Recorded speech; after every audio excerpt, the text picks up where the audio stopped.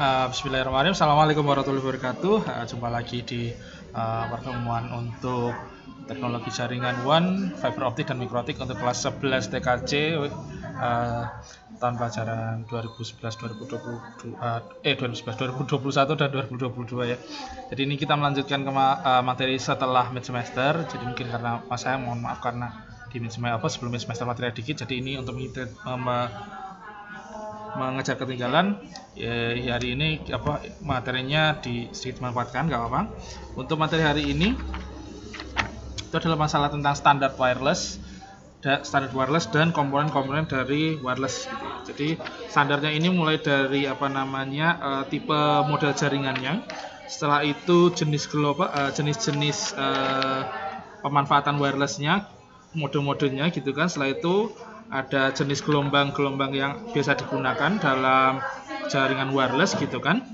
Nah, setelah itu yang terakhir adalah masalah perangkat-perangkat yang sering digunakan untuk jaringan wireless atau jaringan nirkabel atau jaringan tanpa kabel. Itu ya. Oke, sekarang kalian bisa lihat di bagian di buku kalian di halaman 19 ya, tentang standar wireless. Nah, standar wireless ini maksudnya di sini adalah tentang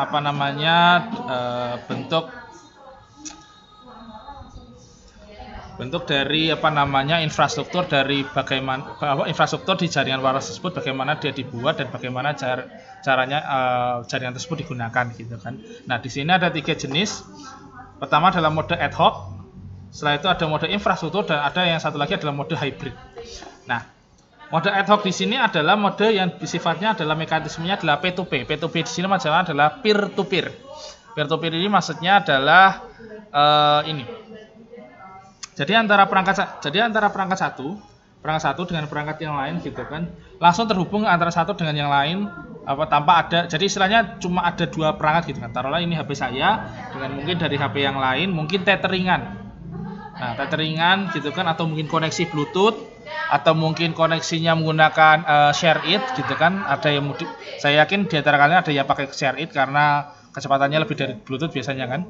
Nah, itu adalah contoh dari komputer atau jaringan wireless yang menggunakan jaringan wireless atau jaringan nirkabel bermode ad hoc.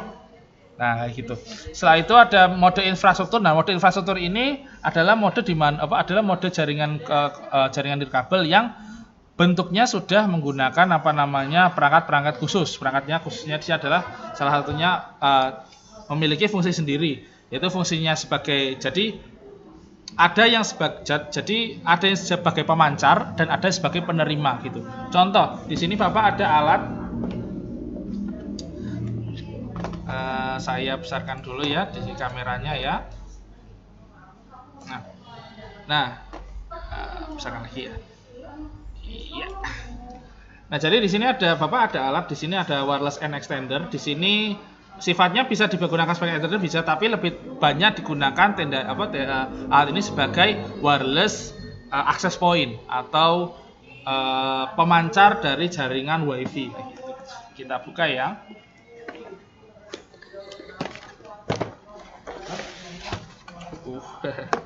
Saya lihat di sini ya. Nah, bentuknya seperti ini. Mungkin kalian bisa pernah lihat benda-benda seperti ini ya. Jadi bendanya bentuknya kotak seperti ini. Setelah itu ada antenanya. Nah, di sini ini adalah bisa dibilang sebagai alat pemancar dari jaringan nirkabel gitu. Tapi tetap kalau kalian lihat di belakang sini ada ininya, ada kabel koneksi kabel untuk sumber gitu. Jadi kan harus ada sumbernya tetap ya. Jadi si pemancar ini harus kalau pengen memancarkan harus ada sumbernya dulu, sumber jaringannya dari mana gitu. Nah, ini juga ada colokan listriknya, jadi untuk bisa biar hidup harus ada listriknya. Seperti itu. Nah, alat dalam mode infrastruktur diperlukan alat seperti ini. Jadi taruhlah HP ya. Jadi HP saya seperti ini kan ya, sifatnya sebagai penerima gitu kan, sebagai klien. Nah, klien jaringannya ini dari si alat ini gitu kan. Jadi si alat tenda ini punya antena memancarkan sampai ke HP saya bisa internetan kayak gitu. Itu adalah konsep dari mode infrastruktur. Mode infrastruktur di sini jadi istilahnya bisa si Jadi si pemancar ini sebagai server, jadi istilahnya penyedia layanan. Nah, HP saya sebagai pemakai layanan atau klien.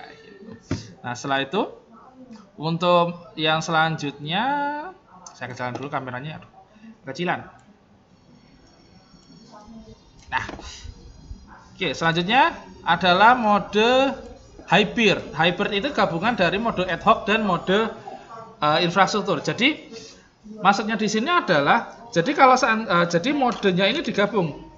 Digabungnya adalah jadi ada infrastruktur ada, ad hoc juga ada. Jadi maksudnya adalah gini. Jadi kalau mode infrastruktur kan komputer atau penyedia lainnya kan cuma satu. Nah, tapi kalau hybrid ini bisa dibilang semua istilahnya layanan bisa dibagi bersama dengan satu sama lain dengan bebas gitu. Contoh, saya pengen ada jaringan WiFi. Tapi jaringan WiFi ini taruhlah satu komputer ini punya printer. Nah, satu komputer ini punya printer dan dari HP saya pengen ngeprint ke printer tadi. Itu bisa kalau menggunakan jaringan hybrid. Nah, gitu. Atau ada lagi istilahnya dari komputer pengen ngopi data, ngopi foto gitu kan, atau ngopi lagu gitu kan, atau film dari HP yang sudah di download dari HP ke komputer pengen ditonton di layar lebih besar gitu kan, contohnya kayak gitu. Bisa dengan menggunakan mode hybrid. Tapi tetap ada pemancar yang menyalurkan, pemancar utama yang menyalurkan dari seluruh jaringan ke seluruh pengguna tadi gitu. Jadi ada gabungan antara mode ad hoc dan mode infrastruktur tadi. Selanjutnya ini saya kira sudah. Setelah itu kita ini adalah standarisasi dari jaringan LAN. Nah, standarisasi jaringan LAN ini pada dasarnya WLAN ini pada dasarnya itu digunakan adalah 802.11. 802.11 ini aslinya adalah cuma nama saja. Jadi namanya adalah 8.0.2.11 itu adalah penamaan yang digunakan untuk membedakan antara jaringan yang sifatnya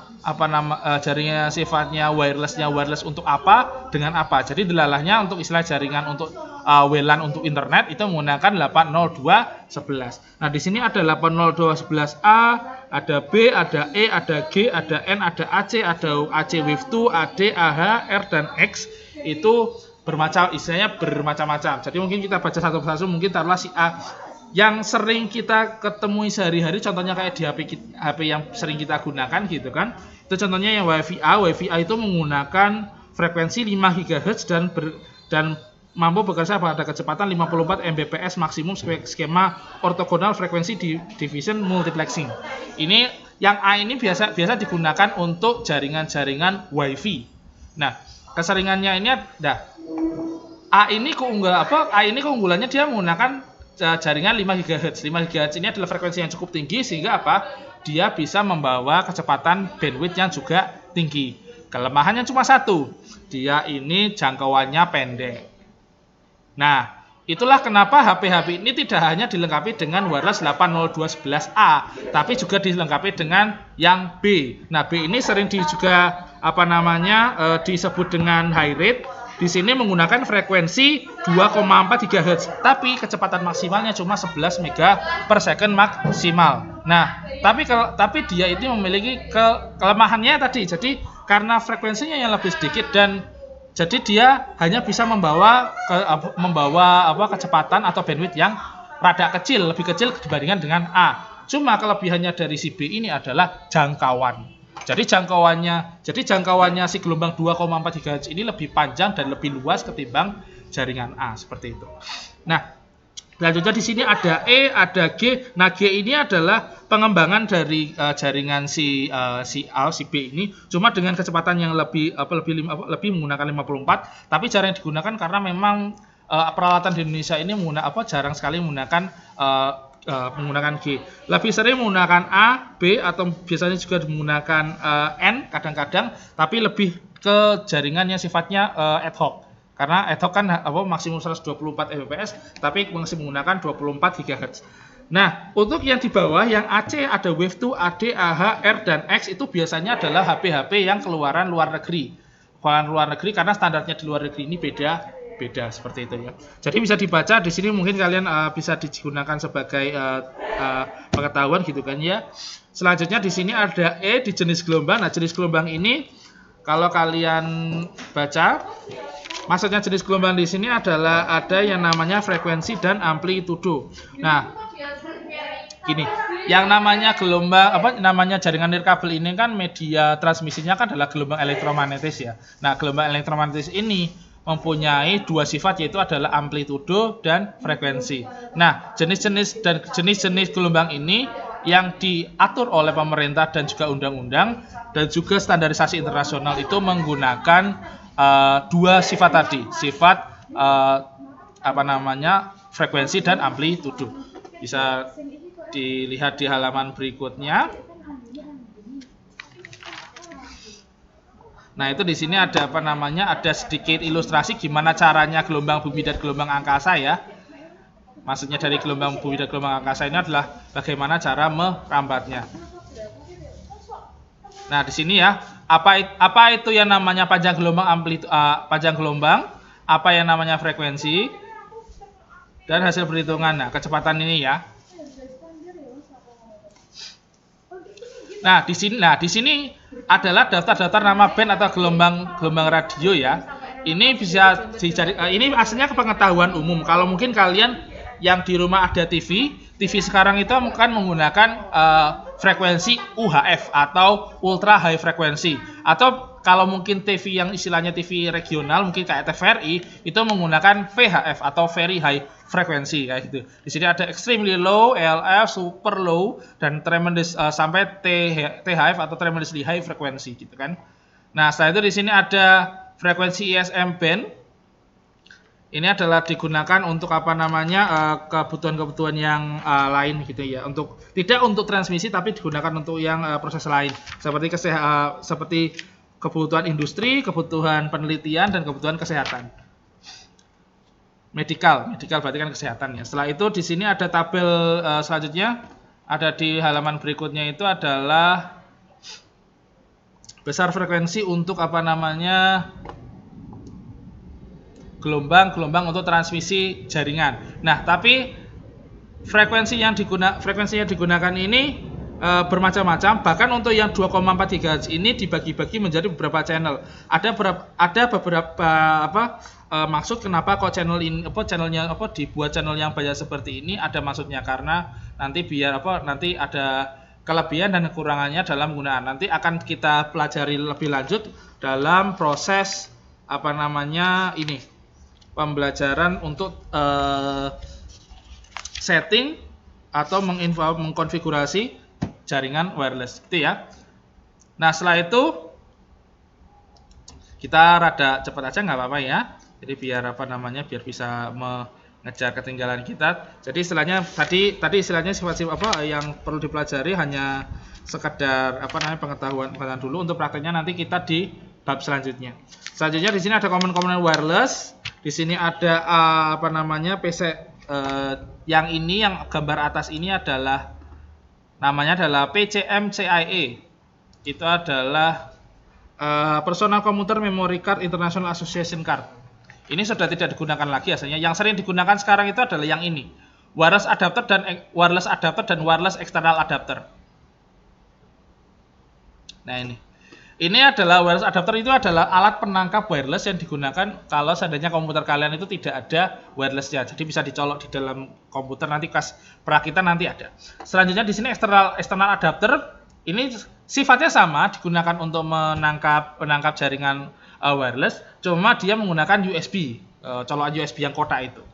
Setelah itu di sini ada yang namanya wireless station, ada wireless bridge, wireless station, dan wireless access point. Sekarang ini istilahnya kalau ini adalah kalau mungkin materinya dulu ya, namanya wireless bridge, wireless station, sama wireless access point sekarang bisa dibilang semuanya sudah dijadikan satu alat yang namanya wireless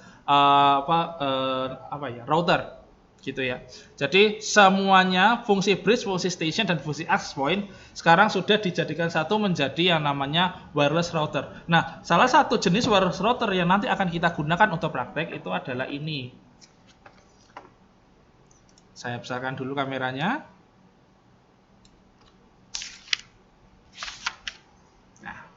ya. Iya, lebih gede lagi. Ini dia. Ini adalah namanya adalah Mikrotik router board. Namanya sih memang router board, tapi di sini ada salah satu fungsinya adalah WiFi atau wireless jaringan wireless gitu kan. Nah, kalau dibuka nanti bentuknya seperti ini. Mungkin agak aneh karena ketika dibuka, loh tidak ada antenanya. Lupa kok nggak ada antenanya, nggak apa-apa. Ini aslinya adalah seri dari wireless hub light. Wireless hub light ini bisa dibilang memang seri terendah dari Mikrotik router board yang bisa WiFi. Tapi meskipun tidak ada antenanya, ada di dalamnya ini aslinya sudah ada antena internalnya. Memang jangkauannya tidak akan banyak, jangkauannya tidak akan bisa sampai jauh gitu kan ya, karena memang tidak ada antena eksternalnya gitu. Cuma ya memang dengan cukup dengan ini kita bisa paling tidak kita bisa latihan. Latihan gimana caranya nyeting si wireless ini menggunakan si adapter Mikrotik ini. Sekaligus nanti dengan Mikrotik ini saya ingin mengenalkan apa itu Mikrotik, bagaimana cara pengerjaannya, karena Mikrotik ini adalah materi utama yang nanti akan dijadikan sebagai materi ujian praktek kelas 12mu nanti. Itu ya. Jadi nanti kalian praktek ujian namanya UKK ya. Ujian kompetensi keahlian. Ujian kompetensi keahlian ini ditujukan untuk supaya kalian apakah cakap materi praktek yang kalian selama TKJ bisa sudah bisa kalian praktekkan apa enggak gitu kan. Nah, materi utamanya adalah ini Mikrotik.